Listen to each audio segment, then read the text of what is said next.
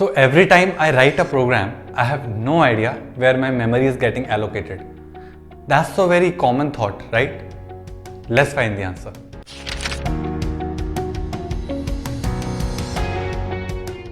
तो सबसे पहले तो हमको ये समझना है कि जब भी हम कोई प्रोग्राम लिखते हैं तो उसमें हम जितने भी वेरिएबल्स डिक्लेयर करते हैं उनके लिए जो मेमोरी एलोकेट होनी है, उनका जो साइज़, हर एक वेरिएबल को कितना साइज़ एलोकेट होगा, ये जो डिसीजन होता है ये दो अलग अलग टाइम पे होता है। और वो दो अलग अलग सिनेरियोज है, compile time and run time.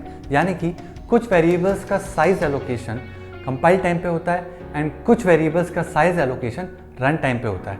तो पहले स्टार्ट करते हैं कंपाइल टाइम साइज़ एलोकेशन से। तो जब भी आप अपना सोर्स कोड कंपाइल करके मशीन कोड पे कन्वर्ट करते हैं तो कुछ ऐसे वेरिएबल्स होते हैं जिनका memory size allocation compile time पे डिसाइड हो जाता है। यानी कि वो मेमोरी में कितना साइज़ लेंगे ये सारा का सारा डिसीजन और वेरिएबल्स के डेटा टाइप के बेसिस पे हो जाता है। ये बात आपको ध्यान रखनी है, ये सारे वेरिएबल्स मेमोरी के स्टैक सेक्शन में स्टोर होते हैं। एंड सेकेंड सिनेरियो में कुछ वेरिएबल्स ऐसे होते हैं जिनका मेमोरी में एलोकेशन रन टाइम पे होता है और वो हीप में होता है। अब ये जानना भी ज़रूरी है कि ऐसे कौन से वेरिएबल्स होते हैं जिनकी मेमोरी कंपाइल टाइम पे स्टैक पे एलोकेट होती है एंड सेकेंडली ऐसे कौन से वेरिएबल्स होते हैं जिनकी मेमोरी रन टाइम पे हीप पे एलोकेट होती है। तो आपके प्रोग्राम में कोई भी ऐसा लोकल वेरिएबल यानी कि कोई ऐसा वेरिएबल जो आपने किसी फंक्शन के अंदर डिक्लेयर और इनिशियलाइज किया हो या फिर किसी क्लास के अंदर डिक्लेयर और इनिशियलाइज किया हो, वो जनरली कंपाइल टाइम पे स्टैक पे उसकी मेमोरी एलोकेट होती है। लेकिन एक चीज़ जो आपको ध्यान रखनी है कि कोई भी लोकल वेरिएबल आपका किसी डायनामिक मेमोरी एलोकेशन के ऑपरेटर से इनिशियलाइज नहीं होना चाहिए, जैसे कि न्यू ऑपरेटर या फिर कैलॉग मैलॉग फंक्शंस। ये सब डायनामिकली मेमोरी एलोकेट करते हैं और उल्टा हीप में करते हैं। ओके, तो अब बात कर लेते हैं कौन से वेरिएबल की मेमोरी हीप में एलोकेट होती है। तो कोई भी ऐसा वेरिएबल जिसे आपने डायनामिक मेमोरी एलोकेशन के ऑपरेटर से इनिशियलाइज किया हो, जैसे कि न्यू कीवर्ड, मैलॉग या कैलॉग फंक्शंस, तो उस वेरिएबल के लिए मेमोरी हमेशा हीप पे एलोकेट होती है and that is at run time.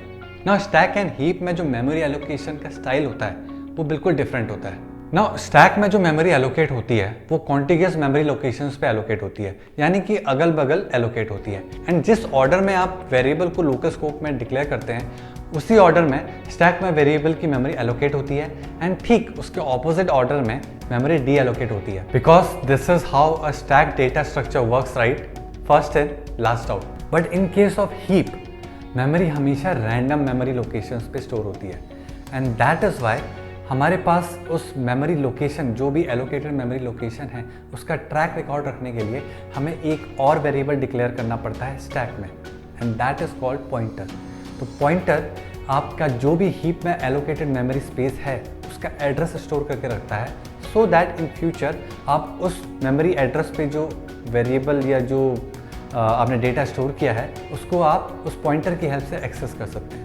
तो जब भी आप किसी वेरिएबल के लिए स्टैक में मेमोरी एलोकेट करते हैं, उस वेरिएबल का लोकल स्कोप खत्म हो जाने के बाद वो मेमोरी अपने आप स्टैक से डी एलोकेट हो जाती है।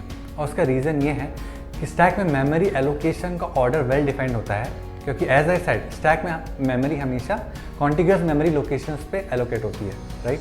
तो जब भी आप कोई मेमोरी हीप पे एलोकेट करते हैं, एज आई सेड वो मेमोरी किसी रैंडम लोकेशन पे एलोकेट होती है, राइट? तो मेमोरी का कोई प्रॉपर वेल ट्रैक रिकॉर्ड नहीं रहता, तो इस वजह से हमें वो मेमोरी खुद क्लीन अप करनी पड़ती है and we do it with the help of pointers. एक चीज़ जो आपको ध्यान रखनी है कि स्टैक मेमोरी का ओवरऑल साइज हीप मेमोरी के साइज से काफ़ी कम होता है।